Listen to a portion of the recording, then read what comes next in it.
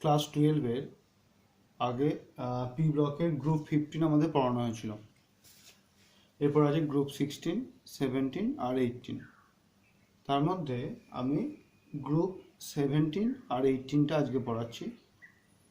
আশা করা যায় গ্রুপ 15-এর যে কোশ্চেনগুলো ছিল বা যে টপিকগুলো পড়েছিলাম সেগুলো সবাই বুঝতে পেরেছ। রিয়াকশানগুলো সবাইকে একটু প্র্যাকটিস করতে হবে বুঝে বুঝে। আজকে গ্রুপ 17 আর গ্রুপ 18টা আমি পড়াচ্ছি। এখন গ্রুপ 17 গ্রুপ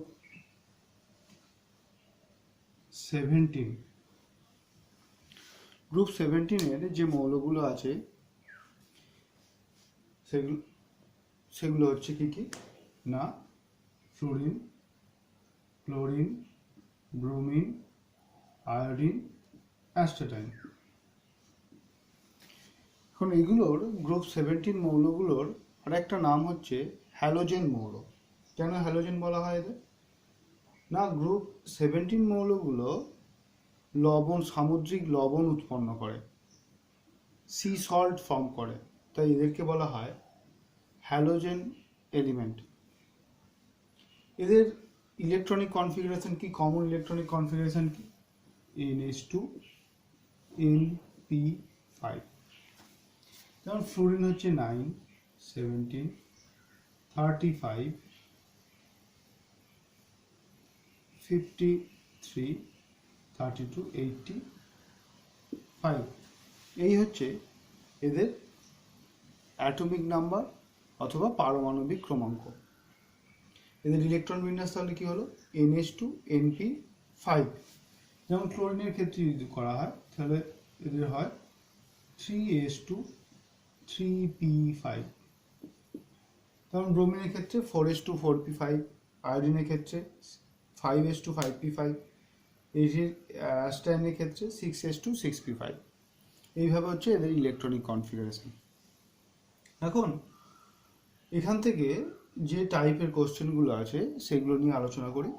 যেমন হচ্ছে গ্রুপ 17 যে এলিমেন্টগুলো হয় সেই এলিমেন্টগুলোর কি হয় না, ইলেকট্রন আসক্তি মানে ইলেকট্রন অ্যাফিনিটি এগুলো খুব বেশি হয়, আবার ইলেকট্রোনেগেটিভিটিও খুব বেশি হয়। মডার্ন পিরিয়ডিক টেবিল আমরা ক্লাস 11-এ পড়েছি। সেই অনুযায়ী কি হয়, যত উপর থেকে নিচে নামা হয় তত কি electronegativity and electron affinity both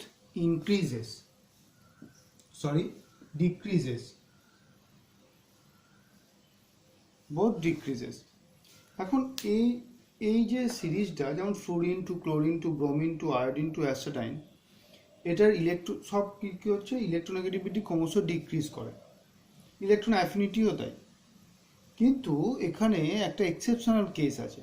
কি কেসটা না, ফ্লোরিন আর ক্লোরিনের ইলেকট্রোনেগেটিভিটি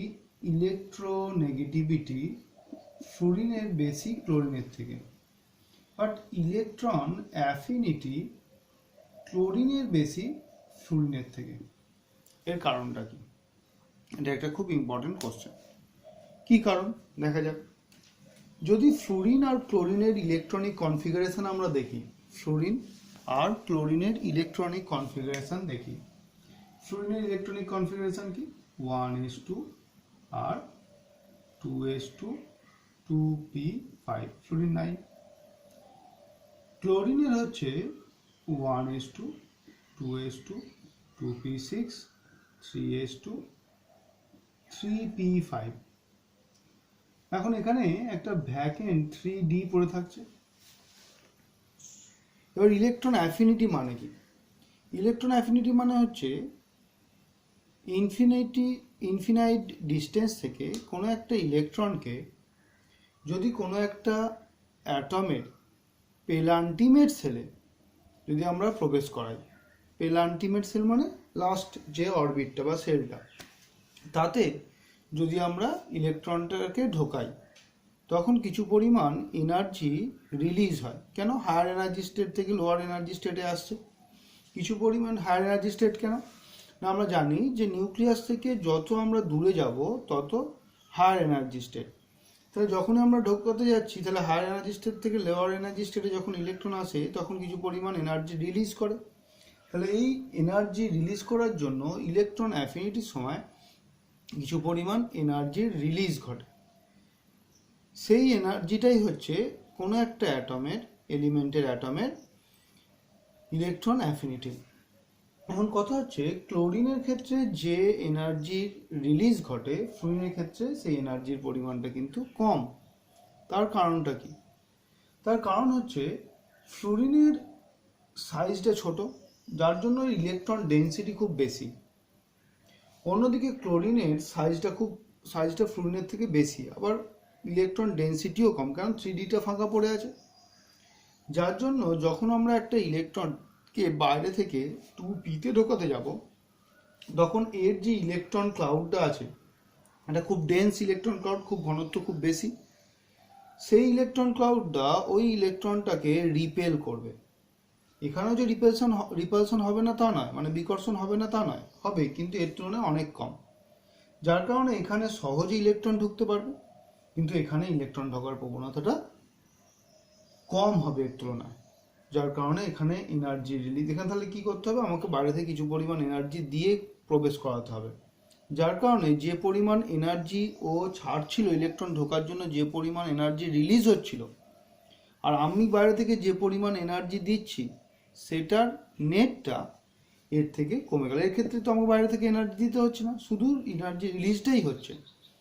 তাহলে এনার্জি যেটা রিলিজ হচ্ছে আর এনার্জি যেটা দিচ্ছি, তার যোগফলটা কি হচ্ছে, এর তুলনায় কমে যাচ্ছে। ওই কারণেই দেখা যায় ক্লোরিনের ইলেকট্রন আসক্তি বা ক্লোরিনের ইলেকট্রন অ্যাফিনিটি ফ্লুরিনের থেকে বেশি হয়। এই হচ্ছে কারণ। নেক্সট, এরপরে যে পার্টটা আমাদের পড়তে হবে সেটা হচ্ছে বন্ড ডিসোসিয়েশন এনার্জি, বা এখানেই আমি আরেকটা কোশ্চেন বলেছি যে সুপার হ্যালোজেন একটা টার্ম আমি দিয়েছি, সেই ব্যাপারটা কি। তার আগে আরেকটা জিনিস বলা ভালো, যেমন আমি গ্রুপ 15-ও বলা হয়েছিল নাইট্রোজেনের কি না ধর্ম অন্যান্য যে নিক্টোজেন আছে তাদের থেকে আলাদা, এর কারণ কি। সেরকম একই ঘটনা ফ্লুরিনের ক্ষেত্রেও প্রযোজ্য। ফ্লুরিনের যে ধর্ম সেটা কিন্তু অন্যান্য হ্যালোজেন মৌলগুলোর থেকে আলাদা। এটা কেন? ফার্স্ট, এক হচ্ছে আকার ছোট, দুই কি, ডি অরবিটাল অ্যাবসেন্ট। থার্ড কি না, আয়নাইজেশন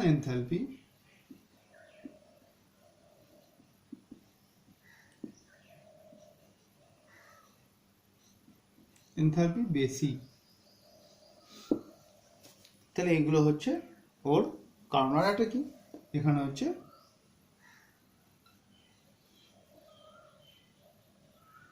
ইলেকট্রন রিপালশন হয়, সেটা ব্যাপারটা বোঝাচ্ছি।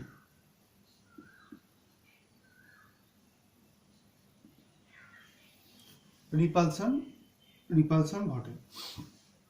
তাহলে এই কারণগুলোর জন্য ফ্লুরিনের নেচারটা কিন্তু অন্যান্য হ্যালোজেন যে এলিমেন্টগুলো আছে তার থেকে আলাদা। এখন এই রিলেটেডই আর একটা কোশ্চেন আসে যে সুপার হ্যালোজেন কি, কাকে বলা হয়, কেন বলা হয়। ফ্লুরিনকে F2-কে সুপার হ্যালোজেন বলা হয়। F2 আছে, Cl2 আছে, Br2 আছে, I2 আছে। অ্যাসিটাইনকে ধরা হবে না কেন? ও হচ্ছে তেজস্ক্রিয় মৌল, রেডিও অ্যাক্টিভ এলিমেন্ট, তাই এর মধ্যে ওকে ধরা হয় না। এখন কথা হচ্ছে ফ্লুরিন হচ্ছে সুপার হ্যালোজেন, এর কারণটা কি। সুপার হ্যালোজেন মিন করে যে ও অন্যান্য সহজে রিয়াকশানে টেক পার্ট করে, এদের থেকেও সহজে এই রিয়াকশানে টেক পার্ট করে। এর কারণটা কি?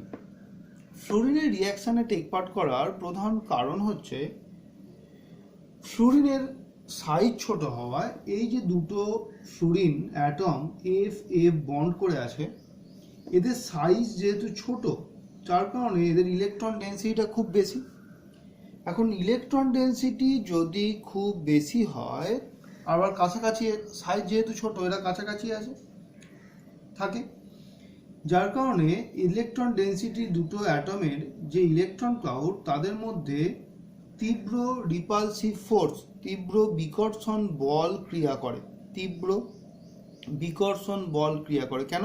ইলেকট্রন ঘনত্ব বেশি বলে, আবার কাছাকাছি আছে, তাই তীব্র বিকর্ষণ বল কাজ করে, যার কারণে এই বন্ডটা সহজেই ভেঙে যেতে পারে। এই বন্ডটা সহজেই ভেঙে যেতে পারে। F2 অণু সহজেই ভেঙে দুটো F পরমাণুতে পরিণত হয়, যার কারণে এরা সহজে রিয়াকশনে টেক পার্ট করতে পারে।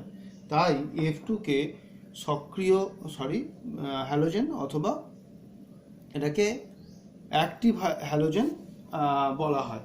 আর একটা নাম হচ্ছে সুপার হ্যালোজেন। তাহলে ফ্লুরিন হচ্ছে F2-কে সুপার হ্যালোজেন বলবে, তার কারণ হচ্ছে সহজে বিক্রিয়া অংশগ্রহণ করে। কেন না? এর বন্ড ডিসোসিয়েশন এনথালপি বা বন্ধন বিভাজন শক্তির মান খুব কম হয়। কেন না? এদের সাইজ ছোট হওয়ায় দুটো এফ পরমাণুর মধ্যে ইলেকট্রন ক্লাউড রিপালসিভ ফোর্সটা খুব বেশি হয়। নেক্সট আমরা যেটা যাবো যে তাহলে বন্ড ডিসোসিয়েশন এনার্জি অনুযায়ী আমরা গ্রুপ 15 এলিমেন্টগুলোকে কিভাবে সাজাচ্ছি। বন্ড ডিসোসিয়েশন এনথালপি তাহলে ফ্লুরিনের কিন্তু কম হচ্ছে, সব থেকে বেশি কার হয়? বন্ড, আবার বলছি বন্ধন বিভাজন শক্তি অনুসারে এনথালপি বা বন্ড ডিসোসিয়েশন এনথালপি অনুসারে যদি আমরা হ্যালোজেন মলিকিউলগুলোকে যদি আমরা সাজাই তাহলে আমরা সিরিজটা কি পাবো? সব থেকে বেশি হবে Cl2 এর, দেন হবে ব্রোমিন Br2, দেন হচ্ছে F2, দেন I2। ক্লিয়ার? I2 থেকে ফ্লুরিনের বেশি। I2 এর কেন সব থেকে কম? আয়োডিনের আমরা জানি যত বন্ড লেন্থ যত বেশি হয় তত বন্ড ডিসোসিয়েশন এনথালপি কম হয়। এখানে ডিফারেন্ট কেস হচ্ছে, এখানে রিপালসাইভ ফোর্সের জন্য। তো সাইজ যত বড় হবে তত ডিস্টেন্স যত বেশি হবে তত বন্ড ডিসোসিয়েশন এনথালপি বা বন্ডটা লেন্থ বেশি হবে, বন্ড ডিসোসিয়েশন এনথালপি তত কম হবে। আয়োডিনের ক্ষেত্রে সেই ফ্যাক্টরটা কাজ করে। আবার একবার বলছি, general bond dissociation enthalpy generally depends on the bond length, বন্ধন বিভাজন শক্তি বন্ধন দৈর্ঘ্যের উপর ডিপেন্ড করে। এখন যত বন্ধন দৈর্ঘ্য বেশি হবে, বন্ড লেন্থ যত বেশি হবে তত বন্ড ডিসোসিয়েশন এনথালপি কম হবে, বন্ড ডিসোসিয়েশন এনথালপি কমে যাবে। তাহলে সেই অনুযায়ী সব থেকে বেশি হওয়ার বন্ড ডিসোসিয়েশন এনথালপি সব থেকে বেশি হওয়ার কথা কার ছিল? ফ্লুরিনের, কারণ আকার ছোট, তাহলে বন্ধনটা ছোট, যার কারণে ফ্লুরিন বন্ধন যদি এই হয় তাহলে ফ্লুরিন ক্লোরিনটা হচ্ছে এই, ফ্লুরিন ব্রোমিন হচ্ছে এই, ফ্লুরিন আয়োডিন হচ্ছে এই। তাহলে সব থেকে কম হওয়ার কথা ছিল ফ্লুরিন, তারপরে ক্লোরিন, তারপর ব্রোমিন, তারপর আয়োডিন। কিন্তু এখানে ইলেকট্রন রিপালসিভ ফোর্সের জন্য ফ্লুরিনের বন্ধন বিভাজন শক্তিটা কমে গেল, কিন্তু এতটাও কমলো না যেটা আয়োডিনের থেকেও কমে যাবে। কার থেকে কমে? ক্লোরিন আর ব্রোমিন। ক্লিয়ার? তাহলে সিরিজটা অ্যাকর্ডিং টু বন্ড লেন্থ, শুধু ফ্লুরিনটা ডিফার করে এখানে চলে আসবে। যেমন আমরা অ্যামোনিয়া PH3 ASH3 BiH3 ব্যাপার বলা হয়েছিল, সেই রকম একটা কেস ঘটে। হয়েছে? এগুলো একটু মনে রাখতে হবে। নেক্সট, এরপর আমরা যেটা চলে যাব সেটা হচ্ছে এই ডি অরবিটাল এবং বিভিন্ন স্ট্রাকচারের ডি অরবিটালের প্রেজেন্স অ্যাবসেন্সের জন্য কি ধরনের ঘটনা ঘটে সেই নিয়ে। যেমন আমি বলছি, একটা কোশ্চেন আসে যে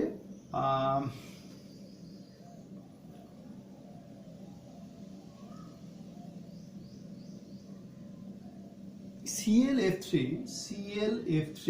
এটা ফর্ম করে, কিন্তু FCl3 ফর্ম করে না কেন?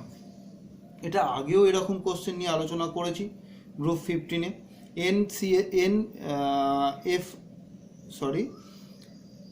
NCl5 গঠিত হয় না, কিন্তু PCl5 গঠিত হয় কেন? তাই না? তাহলে ক্লোরিনের ডি অরবিটাল প্রেজেন্ট, ফ্লুরিনের ডি অরবিটাল অ্যাবসেন্ট। এবার আশা করি নিজেরাই পারবি, তাই এটা নিয়ে আমি আর আলোচনা করছি না। এরকম আর কিছু কোশ্চেন আছে, যেমন হচ্ছে I3 minus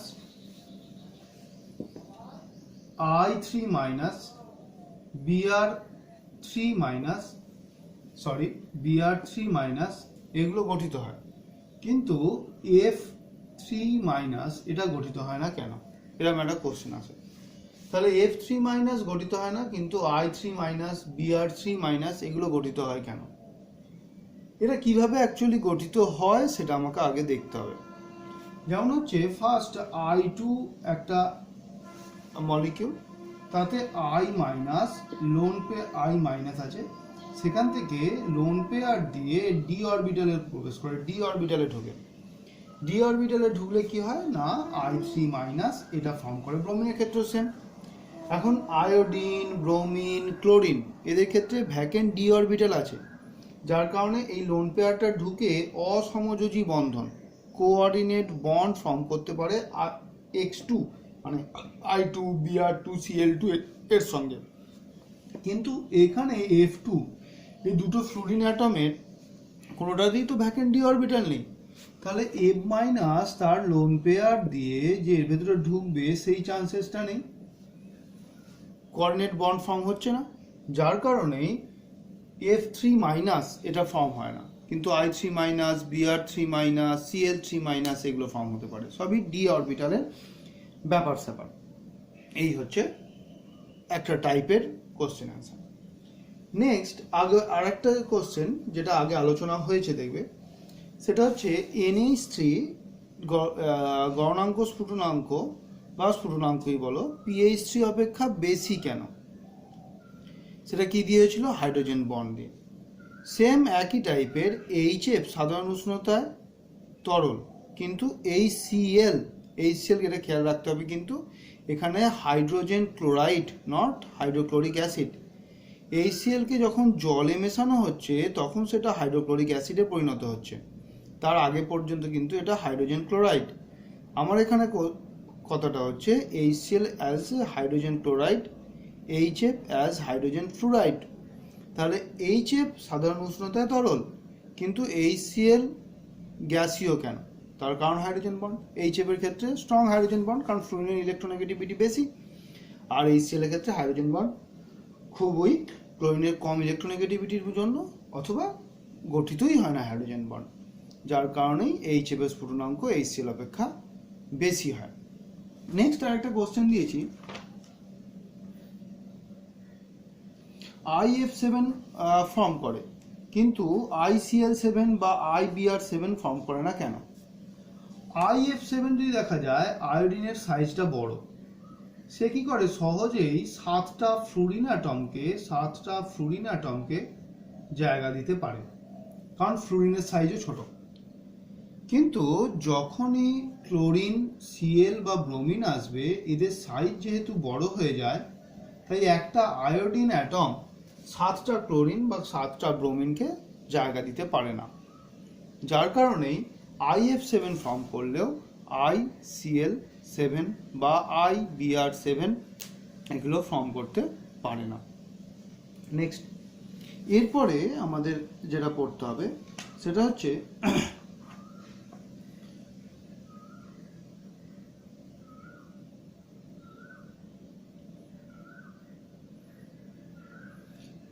জলের মধ্য দিয়ে যদি ফ্লুরিন আমরা চালাই, জলের মধ্য দিয়ে যদি ফ্লুরিন চালনা করা হয়, তাহলে আঁশটে গন্ধ বেরোয় কেন?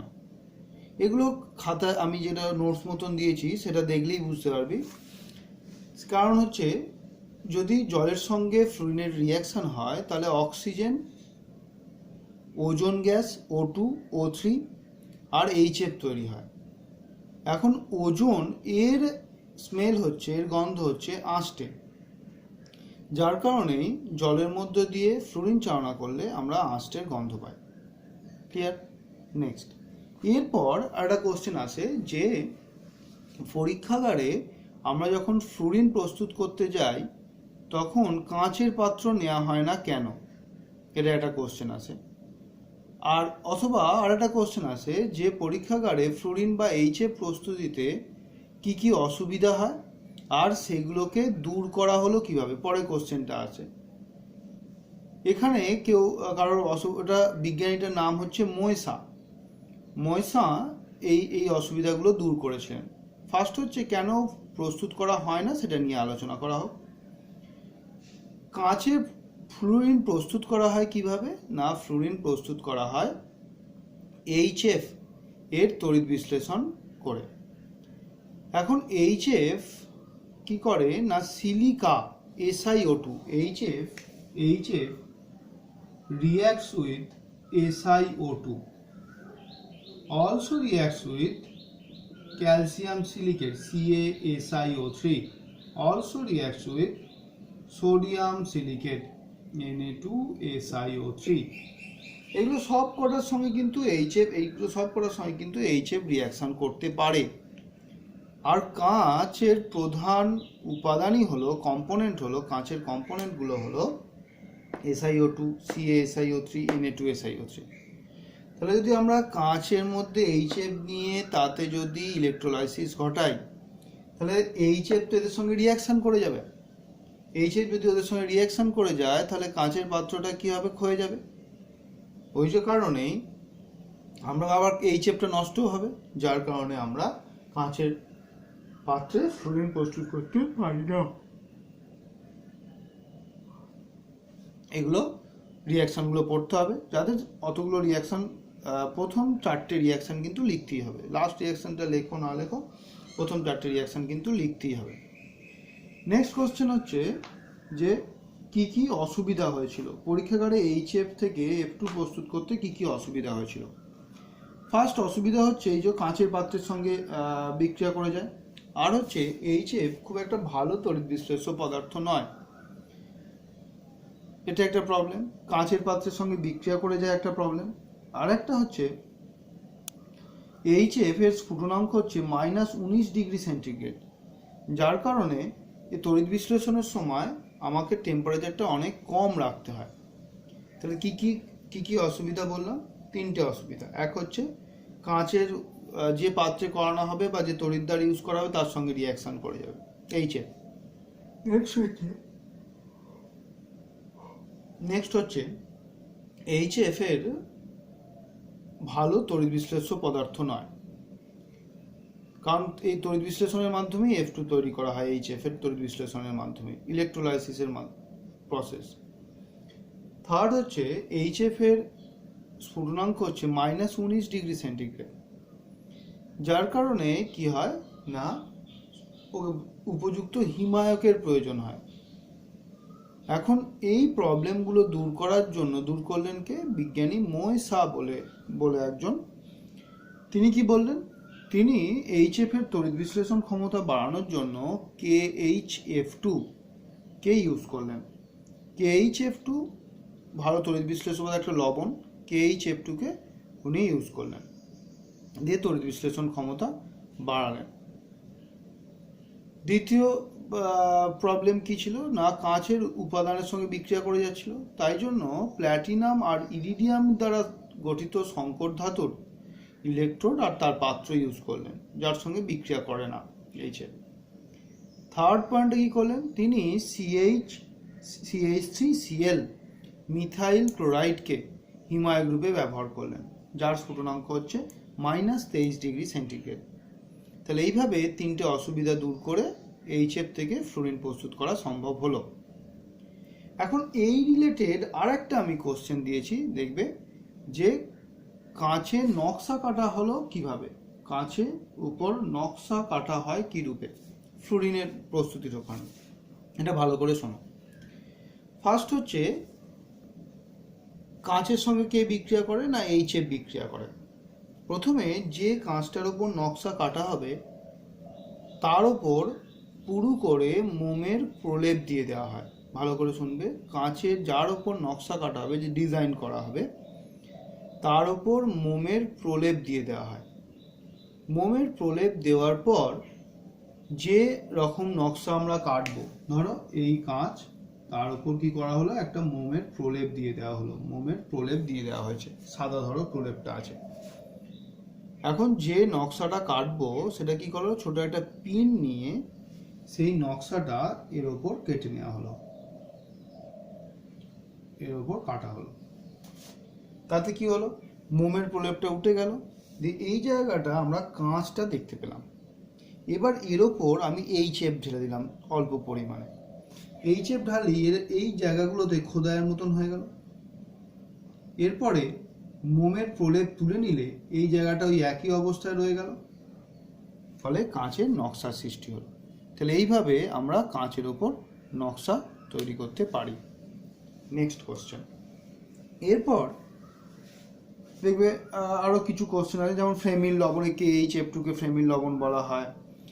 অ্যাসিড ধর্মের ক্রমানুসারে সাজাও। অ্যাসিড ধর্মের ক্রমানুসারে সাজাও কীভাবে বলবো না, বিভিন্ন যে HI, HBr, HCl, HF এদেরকে বলা হয়েছে যে এদের তুমি অ্যাসিড ধর্মের ক্রমানুসারে সাজাও। এদের কীভাবে, অ্যাসিড কাদের বলে না, যারা H+ রিলিজ করতে পারে তারা অ্যাসিড, ছোটোবেলাকার সংজ্ঞা অনুযায়ী। যত বেশি H+ ছাড়তে পারবে তত ভালো অ্যাসিড। তাহলে HI, HBr, HCl আর HF এদের মধ্যে কোন বন্ডটা সব থেকে বড়, বন্ড লেন্থ কোনটা বেশি, এটা, তাই তো? যার কারণে কি হয়, এই বন্ডটা তাড়াতাড়ি ভাঙতে পারে, H+ তাড়াতাড়ি রিলিজ করতে পারে, তাই এর অ্যাসিডিটি সব থেকে বেশি। তাহলে এটার দিকে যত নিচে HF, HCl, HBr, HI যত যাব তত অ্যাসিডিটি ইনক্রিজ করবে, due to lower bond dissociation enthalpy, HX bond dissociation enthalpy. HX মানে হচ্ছে আয়োডিন, ব্রোমিন, ক্লোরিন, ফ্লোরিন, এগুলো যত বন্ড ডিসোসিয়েশন এনথালপি বা বন্ধন বিভাজন শক্তি কম হবে তত বন্ডটা তাড়াতাড়ি ভাঙবে, তত H+ ছাড়ার প্রবণতা বাড়বে। ক্লিয়ার? নেক্সট। তাহলে এই গেল হচ্ছে আমাদের ফ্লুরিন, HF প্রস্তুতি, মৌলগুলোর তুলনামূলক আলোচনা, ওর অ্যাসিডগুলোর, মৌলগুলোর অ্যাসিডের তুলনামূলক আলোচনা, এগুলো গেল। নেক্সট আমরা যেটা যাব সেটা হচ্ছে ক্লোরিনের অক্সি অ্যাসিডগুলোর আম্লিক ধর্মের ক্রমানুসারে সাজাতে বলেছে। ফার্স্ট হচ্ছে ক্লোরিনের অক্সি অ্যাসিড কোনগুলো সেগুলো জানি, তারপর আমি ব্যাখ্যা করছি। ক্লোরিনের অক্সো অ্যাসিড হচ্ছে HOCl, HClO2, HClO3 আর HClO4, এই হচ্ছে ক্লোরিনের অক্সো অ্যাসিড। এখন তার আগে আমি ক্লাস 11-এর একটা থিওরির কথা বলছি। কি থিওরিটা? না, কোনো একটা অ্যাসিডের কনজুগেট বেস বা অনুবন্ধী ক্ষারকের স্থায়িত্ব যত বেশি হবে তত অ্যাসিডটার অ্যাসিড ধর্ম বেশি হবে, তাই তো? আর একটা কি, এটা ঠিক আছে, এই ব্যাপারটাকে ক্লিয়ার হোক। ধরো HA একটা অ্যাসিড, এখন A ডিসোসিয়েট করে দেখা গেল H+ আর A- তৈরি করছে। এখন A অ্যাসিড হলে A হচ্ছে ওর কনজুগেট বেস,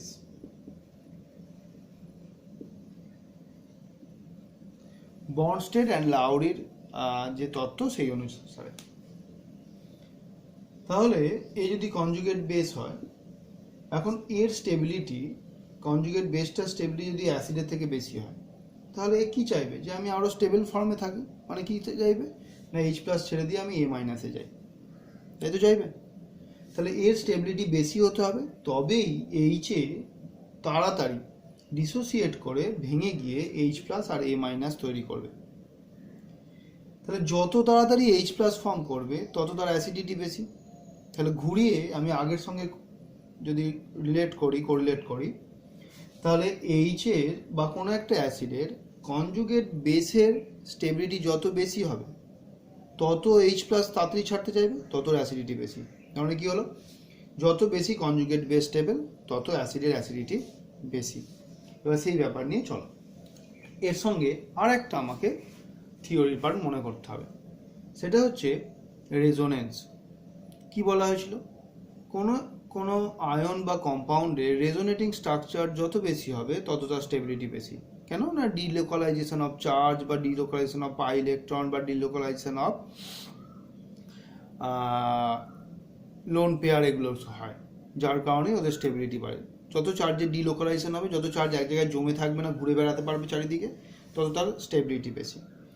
তাহলে ফার্স্ট আমি এই প্রত্যেকটা যে অ্যাসিড আছে তার কনজুগেট বেসগুলোকে লিখে ফেলি।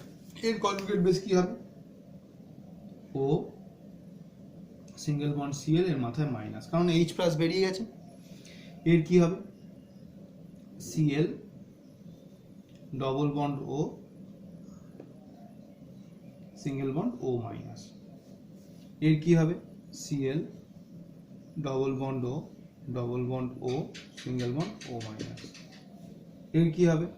Cl ডবল বন্ড ও, ডবল বন্ড ও, ডবল বন্ড ও, ও মাইনাস। ক্লিয়ার? তাহলে এই চারটে আমরা কনজুগেট বেস পাচ্ছি। H প্লাস সবকটা বেরিয়েছে। এবার তোমরাই বলো এর মধ্যে কোনটা স্টেবিলিটি বেশি? অবশ্যই এর স্টেবিলিটি বেশি, কারণ এর রেজোনেটিং স্ট্রাকচার বেশি হবে। তারপর এর, তারপর এর, তারপর এর। তাহলে according to conjugate stability of conjugate bases, কোনটা, which one is more acidic? এটা, কারণ এর কনজুগেট বেসটা রেজোনেটিং স্ট্রাকচারের জন্য সব থেকে বেশি রেজোনেটিং স্ট্রাকচার, তাই এর স্থায়িত্ব বেশি। তাহলে আমরা যদি মার্ক করে নিই এ বি সি ডি করে, তাহলে অ্যাসিডিটি এটা ফার্স্ট, এখানে যদি আমরা 1 2 3 4 করে মার্ক করি, তাহলে স্টেবিলিটি আর স্থায়িত্ব সব থেকে বেশি কার? 4 3 2 1। আর অ্যাসিডিটি সব থেকে বেশি কার? অ্যাসিডিটি সব থেকে বেশি কার? D C B A. আশা করি ক্লিয়ার হয়েছে জিনিসটা। নেক্সট, এরপর দেখো কোশ্চেন আসছে যে ডিট বিক্রিয়া, ঠিক আছে, তার আগে ফ্লুরিন, ক্লোরিন তো অক্সি অ্যাসিড ফর্ম করলো, কিন্তু ফ্লুরিন অক্সি অ্যাসিড ফর্ম করে না কেন?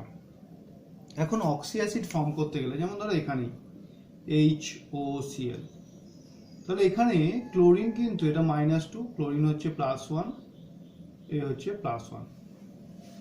তাহলে অক্সি অ্যাসিড ফর্ম করতে গেলে যে এক্স আছে, হ্যালোজেন আছে, এই যে হ্যালোজেন, তাকে +1-এ থাকতে হচ্ছে। কেন থাকতে হবে? অক্সিজেনের ইলেকট্রোনেগেটিভিটি ক্লোরিনের থেকে বেশি, তাই এর ক্ষেত্রে এটা সম্ভব। কিন্তু ইলেকট্রোনেগেটিভিটির বিচারে ক্লাস 10-এই তোরা পড়েছিস যে ইলেকট্রোনেগেটিভ, সব থেকে ইলেকট্রোনেগেটিভ এলিমেন্ট কে? না, ফ্লুরিন। তাই ফ্লুরিন, তাহলে অক্সিজেনের থেকেও ইলেকট্রোনেগেটিভিটি বেশি। তাহলে যে কোনো কম্পাউন্ডে, যে কোনো ফ্লুরিনের যে কোনো কম্পাউন্ডে ফ্লুরিন অ্যাজ -1 থাকে, +1 হয় না। তাই ফ্লুরিন অক্সি অ্যাসিড ফর্ম করতে পারে না। ক্লিয়ার? নেক্সট, আরেকটা এই রিলেটেড একটা কোশ্চেন আগে দিয়েছি, সেটা বলে দিই যে ক্লোরিনের বিজারণ ধর্মের উদাহরণ দাও।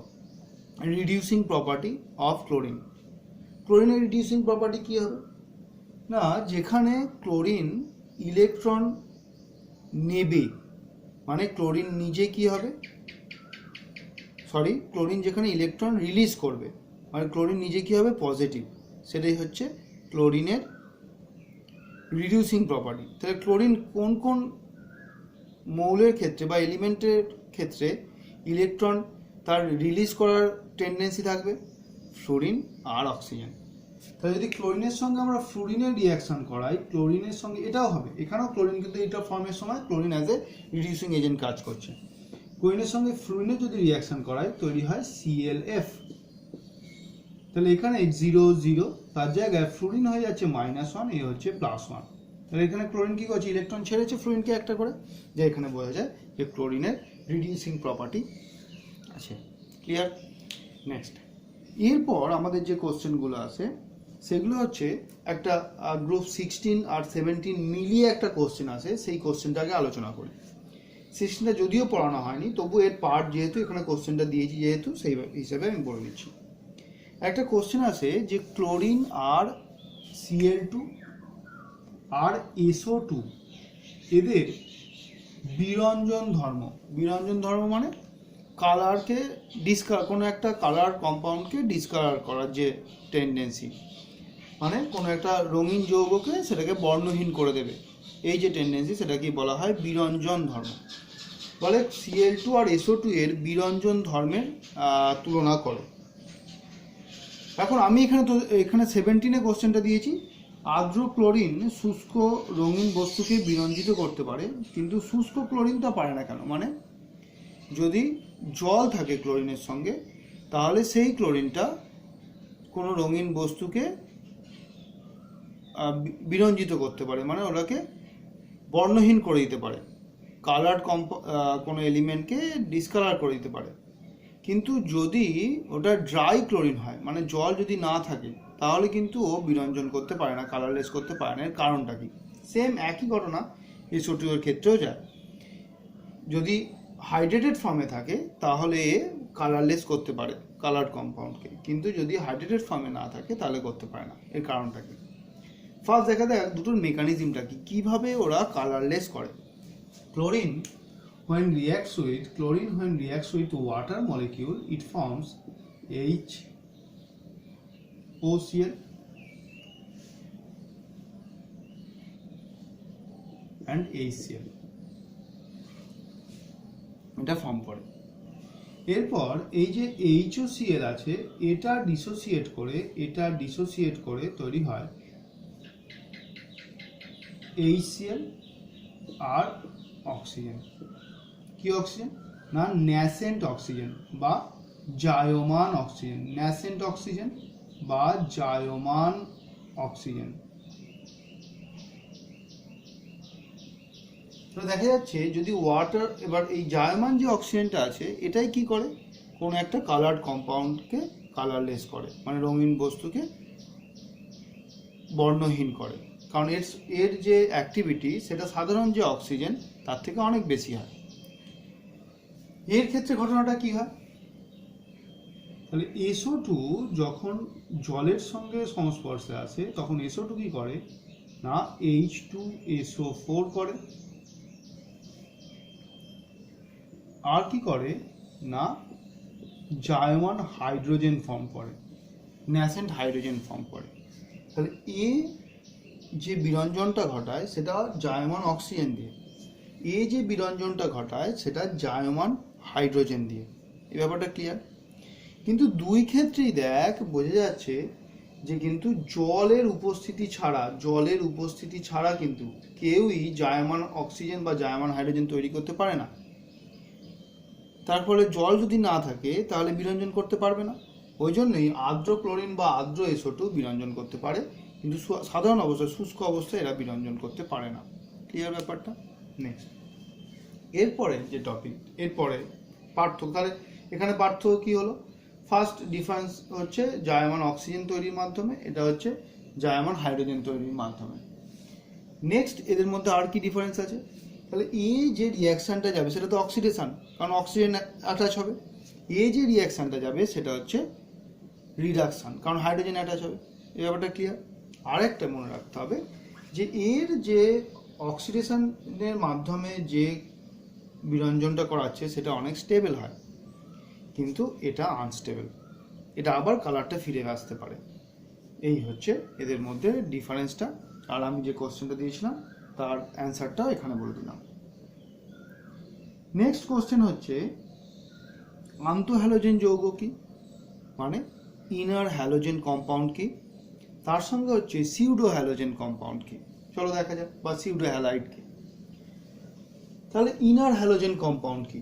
ইনার হ্যালোজেন কম্পাউন্ড হচ্ছে যখন দুটো ডিফারেন্ট হ্যালোজেন রিয়াকশন করে একটা কম্পাউন্ড ফর্ম করবে, মানে দুটো আলাদা আলাদা হ্যালোজেন পরস্পরের সঙ্গে বিক্রিয়া করে একটা অণু ফর্ম করবে, একটা যৌগ গঠন করবে, তখন তাদের বলা হয় ইনার হ্যালোজেন কম্পাউন্ড বা আন্তঃহ্যালোজেন যৌগ। যেমন এই মাত্র দেখানো হলো F2 প্লাস Cl2, ঠিক আছে।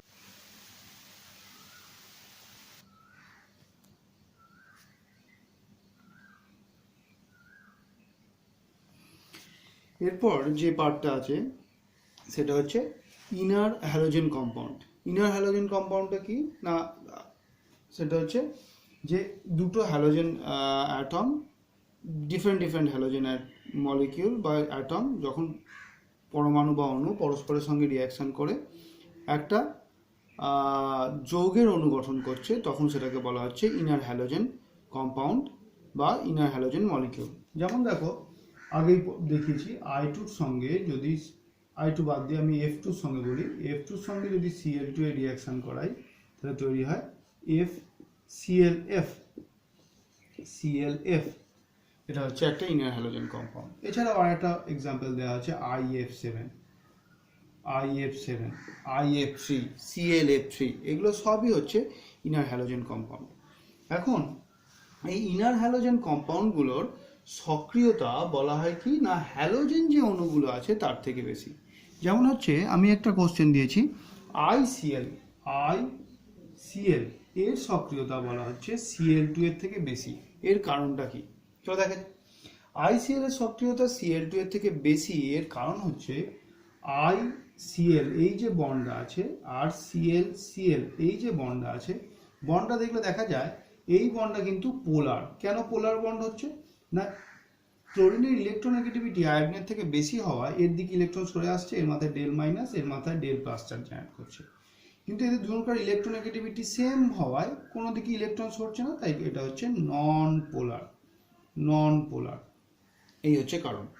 এই কারণে যত বেশি বন্ধন ধ্রুবীয় হবে তত সেই বন্ধনটা আনস্টেবল হবে, যত বন্ধন ধ্রুবীয় হবে সেই বন্ধনটা তত আনস্টেবল হবে। তাহলে যত বন্ধন আনস্টেবল হবে তত অণুটা ভেঙে যাবে, তত তার সক্রিয়তা বেশি। যার কারণেই ICl এর সক্রিয়তা Cl2 এর অপেক্ষা বেশি। এটা একটা কারণ। কি দিয়ে বললাম? বন্ধন ধ্রুবীয়তা দিয়ে। নেক্সট আরেকটা টাইপ আছে, আরেকটা দিয়ে ব্যাখ্যা করা যায়, যেমন হচ্ছে হার্ড সফট আর soft hard combination. Hard combination, hard combination, soft combination আর সফট হার্ড কম্বিনেশন। হার্ডটা কি? যদি ছোট পরমাণুর সঙ্গে যুক্ত হয়, যেমন এটা ধরো হার্ড কম্বিনেশন। যদি বড় পরমাণু, যেমন I2, যদি I2 করতাম I2, তখন সেটা ছিল সফট কম্বিনেশন। আর সফট হার্ড কম্বিনেশন হচ্ছে এটা, বড়র সঙ্গে ছোট। দেখা যায় সফট হার্ড কম্বিনেশন সবসময় এদের জন্য থেকে আনস্টেবল। তাহলে এরা বেশি স্টেবল, এটা আনস্টেবল। তাহলে এদিক দিয়ে ব্যাখ্যা করলেও দেখা যাচ্ছে এ আনস্টেবল, এরা স্টেবল। তাই ICl সহজে ভেঙে যায়, বিক্রিয়া অংশগ্রহণ করে, কিন্তু Cl2 পারে না। ক্লিয়ার ব্যাপারটা? তাই এই ব্যাপারটা এবার আশা করি যে নোটস এগুলো বুঝতে পারবে। নেক্সট হচ্ছে ছদ্ম হ্যালোজেন কি আর ছদ্ম হ্যালাইড কি। কিছু আয়ন আছে যারা হ্যালাইড আয়নের মতন আচরণ করে, যেমন Cn-, এরা Br- বা Cl- বা I- বা F-, এরা হচ্ছে ব্রোমাইড, ক্লোরাইড, আয়োডাইড, ফ্লোরাইড, এদের নিয়ে আচরণ করে। তাই একে বলা হয় সিউডো হ্যালাইড আয়ন বা ছদ্ম হ্যালাইড আয়ন। এরকম আরও আছে, থায়োসায়ানাইডও আছে, এটা সায়ানাইড, এটা থায়োসায়ানাইড। এখন দুটো ব্রোমিন যখন পরস্পর যুক্ত হয় তখন তাকে বলা হয় হ্যালোজেন। এরা যখন পরস্পর যুক্ত হয়ে CN ফর্ম করছে তখন তাকে বলা হয় সিউডো হ্যালোজেন, বা SCN তখন তাকে বলা হচ্ছে সিউডো হ্যালোজেন। ক্লিয়ার? এছাড়াও কিছু রিয়াকশন আছে আর স্ট্রাকচার আছে, রিয়াকশনগুলো নিজেদের পড়তে হবে। স্ট্রাকচার কীভাবে আঁকতে হয় সেগুলো আমি গ্রুপ 18-এর আরও কিছু কম্পাউন্ডের স্ট্রাকচার দেখাবো, তখন ওগুলো বলে দেবো। ক্লিয়ার? তাহলে এই হচ্ছে গ্রুপ 17।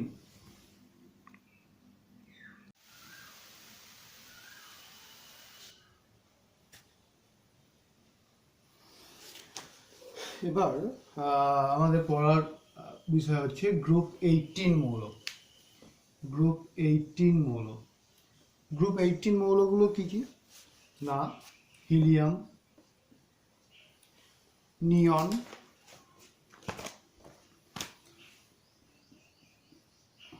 আর্গন, ক্রিপ্টন, জেনন আর রেডন। এই 6টা মৌল হচ্ছে গ্রুপ 18 মৌল। এই গ্রুপ 18 মৌলগুলোকে নিষ্ক্রিয় মৌল বা নোবেল গ্যাস বা ইনার্ট এলিমেন্ট বলে। কেন এরকম নাম কেন? না, গ্রুপ 18 মৌলগুলো কোনো রকম রাসায়নিক বিক্রিয়ায় অংশগ্রহণ করে না, তাই এদের ইনার্ট গ্যাস বা নোবেল গ্যাস বা নিষ্ক্রিয় মৌল বলা হয়। এখন এরা রাসায়নিক বিক্রিয়ায় অংশগ্রহণ করে না কেন? তার কারণ হচ্ছে এদের ইলেকট্রনিক কনফিগারেশন। হিলিয়াম বাদ দিলে দেখা যায় বাকি যে 5টা মৌল আছে, এলিমেন্ট আছে, তাদের প্রত্যেকটারই আউটার মোস্ট সেলটা বা পেলান্টিমেট সেলটা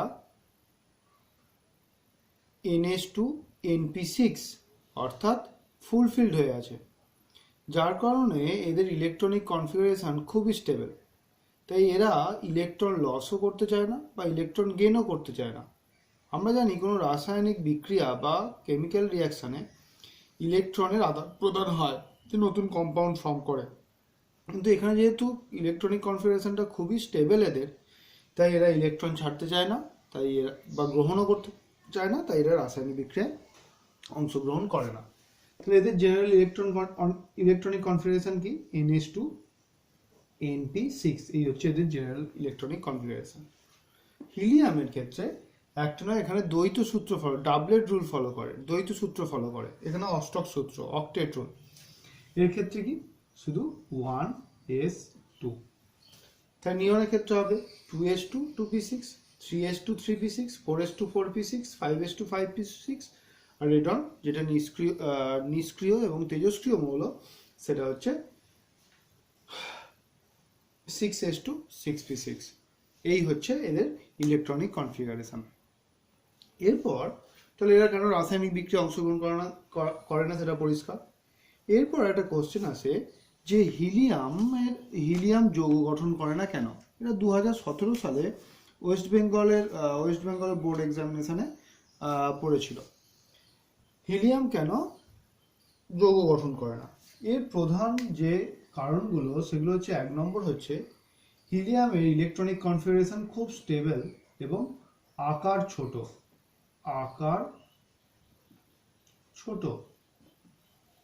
1s2 ইলেকট্রনিক কনফিগারেশন স্টেবল, আকার ছোট, তাই আয়োনাইজেশন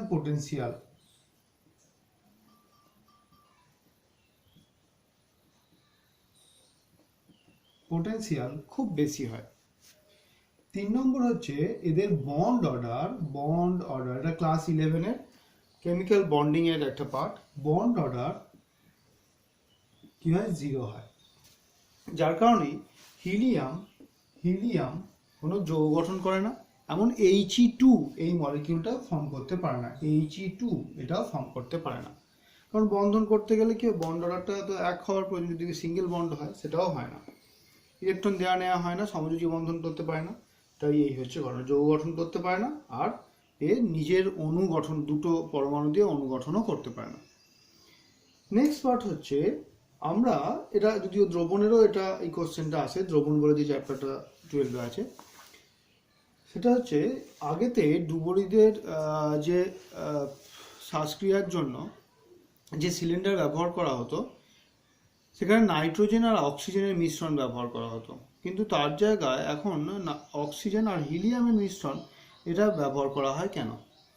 তার কারণ হচ্ছে রক্তে দ্রবীভূত হওয়ার প্রবণতা হচ্ছে হিলিয়ামের চেয়ে নাইট্রোজেনের অনেক বেশি। এবার ডুবুরিরা তলায় যখন যাচ্ছে তখন কি হয়, যে নাইট্রোজেন রক্তে অধিক পরিমাণে দ্রবীভূত হয়ে যায়। এরপর যখন ডুবুরিরা সমুদ্রের তলদেশ থেকে আবার উপরে উঠতে থাকে, তখন চাপ কমতে থাকায় ওই নাইট্রোজেন গ্যাস বুদবুদ আকারে রক্ত থেকে বেরোতে থাকে, যার কারণে মাথা ধরা, বমি, এই ধরনের ঘটনা ঘটে। কিন্তু হিলিয়াম যেহেতু দ্রবীভূতই হয় না ভালো করে, তাই এই প্রবলেমটা হয় না। তাই হিলিয়াম এখন বর্তমানে বা অক্সিজেনের সঙ্গে হিলিয়াম গ্যাসের মিশ্রণ ব্যবহার করা হচ্ছে।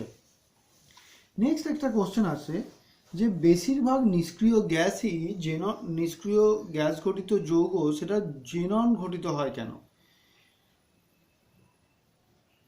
বেশিরভাগ নিষ্ক্রিয় গ্যাস ঘটিত যৌগগুলি, এই কোশ্চেনটা 4 নম্বর দাগের কোশ্চেনটা একটু কারেকশন করে নেবে। ওখানে কোশ্চেনটা হবে বেশিরভাগ নিষ্ক্রিয় গ্যাস ঘটিত যৌগগুলি জেনন ঘটিত যৌগ হয় কেন? এইটা হচ্ছে কোশ্চেনটা। কি হয় না, যেহেতু হিলিয়াম, নিয়ন, আর্গন এদের আকার ছোট এবং ইলেকট্রন বিন্যাস কি, নিয়ন আর্গনের ইলেকট্রনিক কনফিগারেশন কি, NS2NP6, ইলেকট্রনিক কনফিগারেশনও সুস্থিত। যার কারণে এদের ইলেকট্রনিক কনফিগারেশনকে ভাঙা অন্য মৌলের ক্ষেত্রে সম্ভব হয় না, কারণ এদের আয়নায়ন এনথালপি খুব বেশি হয়। কিন্তু জেনন যখন আসছে, জেননের ক্ষেত্রে কি ইলেকট্রনিক কনফিগারেশন না 4s2 4p6, তাহলে এর আকার তুলনামূলক বড়, যার কারণে বহিস্থ ইলেকট্রনের প্রতি নিউক্লিয়াসের আকর্ষণ বল তুলনামূলকভাবে কম হয়। তাহলে এই ইলেকট্রনগুলোকে, এই যে জোড়বদ্ধ ইলেকট্রনগুলো আছে সেগুলোকে অক্সিজেন এবং ফ্লুরিনের ন্যায় যে মৌলগুলো তীব্র ইলেকট্রোনেগেটিভ যে মৌলগুলো, সেই তীব্র ইলেকট্রোনেগেটিভ মৌলগুলো জেননের ইলেকট্রন বিন্যাসটাকে ভাঙতে পারে, কারণ এদের আয়নায়ন এনথালপিটা এবং জেননের আয়নায়ন এনথালপিটা প্রায় একই হয়, যার কারণে এরা কি করে, এদের ইলেকট্রন বিন্যাসটাকে ভাঙতে পারে। ফ্লুরিন আর অক্সিজেনের আয়নায়ন বিভব জেননের মতন হওয়ায়, কাছাকাছি হওয়া, যার কারণেই জেনন যে যৌগগুলো গঠন করে সেগুলো অক্সিজেন এবং ফ্লুরিন ঘটিত হয়, বা নিষ্ক্রিয় গ্যাসগুলো সাধারণত যে যৌগ গঠন করে সেগুলো প্রধানত জেনন ঘটিত যৌগ। তাহলে 4 নম্বর কোশ্চেনটা দুভাবে আসতে পারে, সব জেনন ঘটিত যৌগগুলো সবই অক্সিজেন এবং ফ্লুরিন দ্বারা গঠিত হয় কেন, অথবা আরেকটা কোশ্চেন হতে পারে, নিষ্ক্রিয় গ্যাস ঘটিত যৌগগুলোর সবই জেনন ঘটিত যৌগ, এর কারণ ব্যাখ্যা করো। তার কারণ হচ্ছে ওই ইলেকট্রন বিন্যাসটিকে ভাঙার জন্য অক্সিজেন বা ফ্লুরিনের ন্যায় তীব্র ইলেকট্রোনেগেটিভ মৌলের প্রয়োজন, যার কারণ না তাদের আয়নায়ন এনথালপি জেননের আয়নায়ন এনথালপির কাছাকাছি আর প্রায় সমতুল্য। তাই নেক্সট একটা কোশ্চেন আছে যে 6 দাগের কোশ্চেন, নোবেল গ্যাসগুলোর পারমাণবিক আকার অ্যাটমিক রেডিয়াই সেগুলো অন্যান্য যে মৌলগুলো আছে তাদের থেকে বেশি হয় কেন? ফর এক্সাম্পল, যারা ক্লাস 11-এ পড়া হয়ে গেছে পর্যায় সারণী, তারা ভালো করে বুঝতে হবে। দেখে বলা হয়েছিল, যত আমরা কোনো একটা পিরিয়ডের বাম দিক থেকে ডান দিকে যাব, যত একটা পর্যায়ের বাম দিক থেকে আমরা ডান দিকে যাব, তত কি হয়, পারমাণবিক ব্যাসার্ধ ক্রমশ কি হয় না হ্রাস পায়, ক্রমশ ডিক্রিজ করে। কিন্তু দেখা যায় এই যেমন ধরো ফ্লুরিনের পর নিয়নের কিন্তু পারমাণবিক ব্যাসার্ধটা বেশি হয়ে যায়। এর কারণ কি? এর কারণ আর কিছুই নয়, পারমাণবিক ব্যাসার্ধ আমরা বিভিন্নভাবে মাপি। একটা হচ্ছে, ধরো যদি কোনো ফ্লুরিন দুটো পরমাণু একটা অণু গঠন করলো, তখন এদের দুজনকার মধ্যে সমযোজী বন্ধন হলো, তাহলে এই অভিলেপন অঞ্চলটা বাদ যায়, তাহলে তাদের মধ্যে ডিস্টেন্সটা মেপে তার অর্ধেক করে দেওয়া হয়, সেটা হচ্ছে এদের পারমাণবিক ব্যাসার্ধ। কিন্তু নিয়ন বা অন্যান্য যে নিষ্ক্রিয় গ্যাসগুলো আছে তাদের ক্ষেত্রে তো এরকম সমযোজী বন্ধন করে ওঠে না, তাদের ক্ষেত্রে পরমাণুগুলো পরস্পরের সঙ্গে লেগে থাকে ভ্যান ডার ওয়ালস আকর্ষণ বলের মাধ্যমে। তা তাদের মধ্যে যে ডিস্টেন্সটা, সেটা কিন্তু এই ডিস্টেন্সটা মাপা হয়, ভ্যান ডার ওয়ালস ব্যাসার্ধ। ছবি দেখলেই বোঝা যাচ্ছে যে এটা অবশ্যই বড় হবে, যার কারণেই দেখা যায় নিয়নের এর ক্ষেত্রে যেহেতু সমযোজী ব্যাসার্ধ মাপা হচ্ছে, এদের ক্ষেত্রে ভ্যান ডার ওয়ালস ব্যাসার্ধ মাপা হচ্ছে। সমযোজী মানে দুটো পরমাণু ইলেকট্রন ক্লাউডটা অভিলেপনের জন্য কিছুটা ভেতরে ঢুকে যায়, যার কারণে ব্যাসার্ধটা কম হয়। কিন্তু এর ক্ষেত্রে যেহেতু স্পর্শ করে থাকে বা একটু দূরে থাকে, তাই এই লেন্থটাই বেশি হয়ে যাচ্ছে, যার কারণে ব্যাসার্ধর মানটা এর থেকে বেশি হয়। তাহলে এর ক্ষেত্রে মাপা হচ্ছে সমযোজী ব্যাসার্ধ, এর ক্ষেত্রে ভ্যান ডার ওয়ালস ব্যাসার্ধ। ভ্যান ডার ওয়ালস ব্যাসার্ধের কারণে এই ঘটনাটা ঘটছে নিষ্ক্রিয় মৌলগুলোর ক্ষেত্রে। ক্লিয়ার? নেক্সট একটা কোশ্চেন আছে 7 নম্বর কোশ্চেনটা, হিলিয়াম এবং নিয়ন ক্যাথোরেট জাতীয় যৌগ গঠন করে কেন? বা আর হিলিয়াম এবং নিয়ন করতে পারে না কেন? আর্গন, ক্রিপ্টন এরা করে কেন? ক্যাথোরেট জাতীয় যৌগ কি? কোনো সমযোজী যৌগের কেলাসে যে বিন্যাস, তাতে যে গ্যাপগুলো থাকে, তাতে যে আন্তঃকোষীয় স্থান থাকে, সেই আন্তঃকোষীয় স্থানগুলোর আকার আর্গন, ক্রিপ্টন, জেনন এদের আকারের সমতুল্য। তার ফলে কি হয়, আর্গন, ক্রিপ্টন, জেনন এরা ওই জায়গায় আটকে যায়। কিন্তু হিলিয়াম বা নিয়ন এদের আকার ছোট হওয়ায় ওরা সেই জায়গা থেকে, আন্তঃকোষীয় স্থান থেকে বেরিয়ে আসতে পারে। সেই কারণে হিলিয়াম বা নিয়ন আটকে যায় না, তাই ওরা ক্যাথোডেট জাতীয় যৌগ উৎপন্ন করতে পারে না। এই হচ্ছে কারণ। নেক্সট, এবার কিছু এখানে বিক্রিয়া আছে, সেগুলো নিজেরা করবে। এখানে আদ্র বিশ্লেষণ বিক্রিয়া বলেছি। যারা সিবিএসসি বোর্ডে, আদ্র বিশ্লেষণ মানে হচ্ছে হাইড্রোলিসিস, মানে ওয়াটার মলিকিউলের অ্যাডিশনটাকে বলা হচ্ছে আদ্র বিশ্লেষণ, যার ইংরেজি টার্ম হচ্ছে হাইড্রোলাইসিস বা হাইড্রোলাইসিস। নেক্সট পার্ট হচ্ছে বিভিন্ন আকার, বিভিন্ন গঠন আঁকতে দিয়েছি। এখন এই চ্যাপ্টারের এই পার্টটাই কিন্তু বেশি ইম্পর্টেন্ট। গঠন আঁকতে দেয়, বিভিন্ন যৌগ দিয়ে দেয়, দিয়ে বলে তার গঠন আঁকো। আমি গঠন আঁকাটা শিখিয়ে দিচ্ছি, সেটা ভালো করে খেয়াল করবে। আর এই ব্যাপারটাই আবার কিন্তু গ্রুপ 17-এ দেখবে ইনার হ্যালোজেন কম্পাউন্ডের ক্ষেত্রেও কিছু আছে, সেগুলো একইভাবে গঠন আমি এঁকেছি। সেটা তোমরা VSEPR theory, valence shell, electron pair, repulsion theory যখন পড়া হয়েছিল ক্লাস 11-এ রাসায়নিক বন্ধনের চ্যাপ্টারে, সেখানে আমি দেখিয়েছিলাম। চলো এখানে দেখা হোক কিছু। যেমন আমি একটা দেখাই, XCF2 যেটা গঠন বলা হয়েছে, XCF2 এর গঠন যেটা বলা হয়েছে। ফার্স্ট, গঠন জানতে গেলে আমাদের কি জানতে হয়? হাইব্রিডাইজেশন জানতে হয়, সংকরায়ন জানতে হয়। তাহলে XCF2 হাইব্রিডাইজেশন আগে জানি, এটা মুখে মুখে বার করে নেওয়া যায়। নতুন দেখছো বলে আমি প্রথমে বুঝিয়ে দিচ্ছি। জেনন বা যে কোনো নিষ্ক্রিয় গ্যাসের বাইরের কক্ষে কটা ইলেকট্রন? 1টা, 2টো, 3টে, 4টে, 5টা, 6টা, 7টা, 8টা। ফ্লুরিন কটা করে বন্ড করে? 1টা করেই বন্ড করে। তাহলে কটা ফ্লুরিন আছে? 2টো ফ্লুরিন আছে। তাহলে 2টো ফ্লুরিন 2টো বন্ড করলো। 1টা করে বন্ড করা মানে সিগমা, তাছাড়া আর উপায় নেই।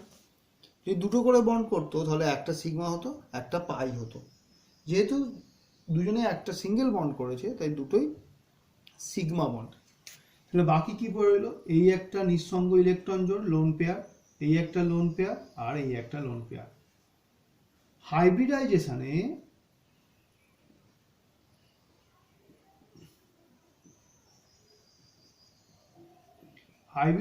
কাকে কাকে ধরা হয়? সিগমা আর লোন পেয়ারকে ধরা হয়।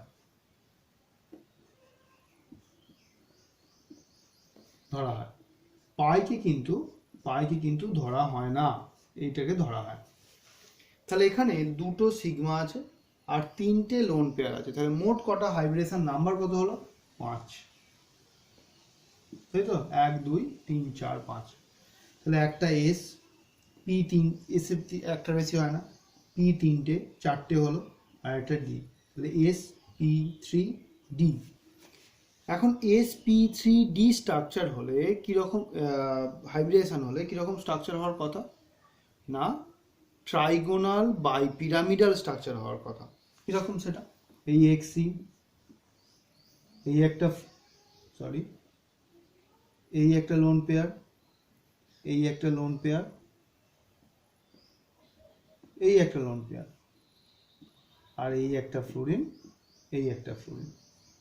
যদি ডট দিয়ে যোগ করা হয় তাহলে দেখো এটা হচ্ছে ট্রাইগোনাল বাইপিরামিডাল স্ট্রাকচার, তাই তো।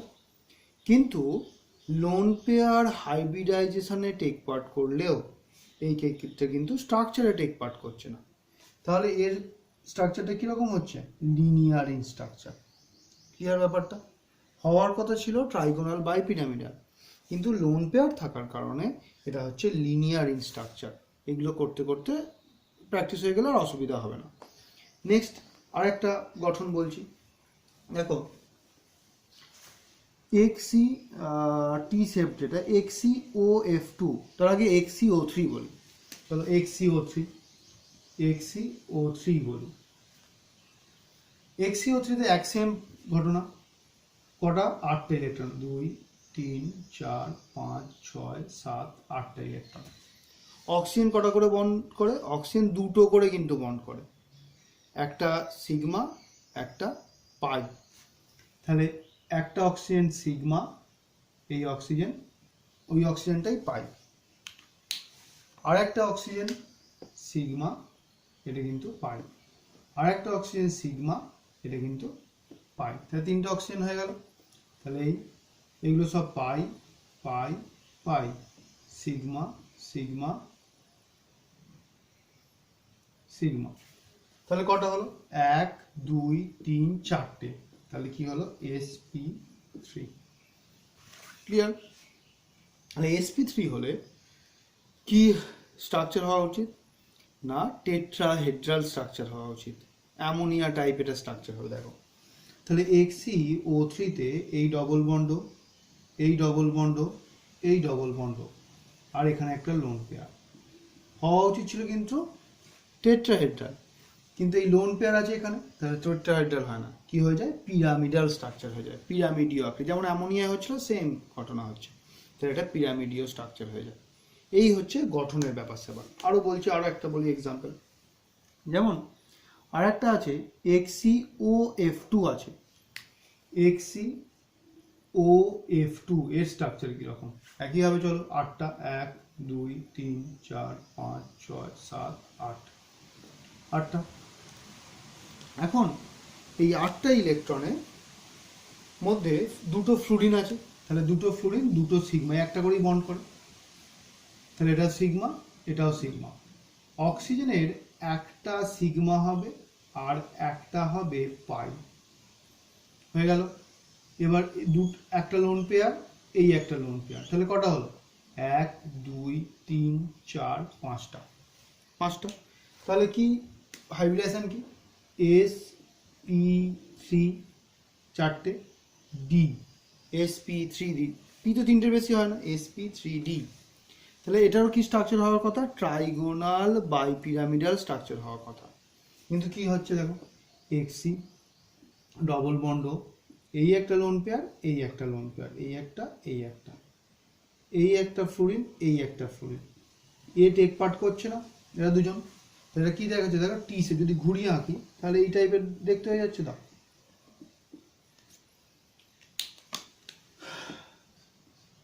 Xe, এই একটা ফ্লুরিন, এই একটা ফ্লুরিন, এই ডবল বন্ড ও, এটা দেখতে হয়ে যাচ্ছে টি শেপ, তাই এটাকে বলা হচ্ছে টি শেপ। টি শেপটাকে আরেকটা নাম আছে ঢেঁকি মডেল, ঢেঁকি টাইপের, সি-স মডেল। এই হচ্ছে এর স্ট্রাকচার। ক্লিয়ার? এই ব্যাপারটা হচ্ছে স্ট্রাকচারের জায়গাটা হচ্ছে এটা। আর একটা এক্সাম্পল দিই, যেমন হচ্ছে XeO3F2, XeO3F2, চলো দেখা যাক। তাহলে আমাদের হচ্ছে XeO3F2 এটা বলা হচ্ছে। এখন একইভাবে XeO3F2টা যদি দেখি, তাহলে XeO3F2তে Xe হচ্ছে 8টা,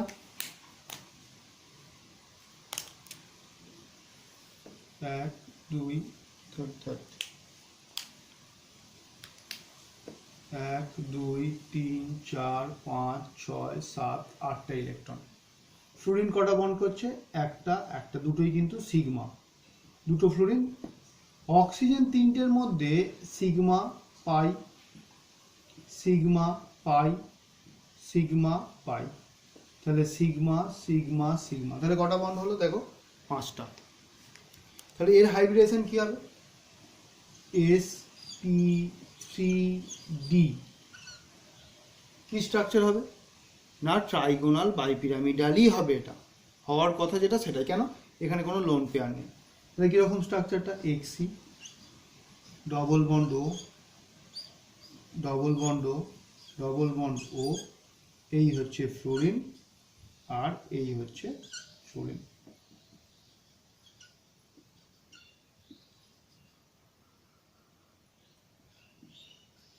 ব্যাস, এই হচ্ছে স্ট্রাকচার। ক্লিয়ার? নেক্সট এবার আছে আর একটা কোশ্চেন আছে যেটা বোঝানো মানে বলার, সেটা হচ্ছে XeOF4 কে কাঁচের পাত্রে রাখা যায় না কেন? তার কারণ হচ্ছে XeOF4 SiO2 সঙ্গে রিয়াকশান করে, তার রিয়াকশানও দেওয়া আছে। এবার SiO2 কি? কাঁচের তো একটা উপাদান, কাঁচের কম্পোনেন্ট, যার কারণে XeOF4 কে কাঁচের পাত্রে রাখা যায় না।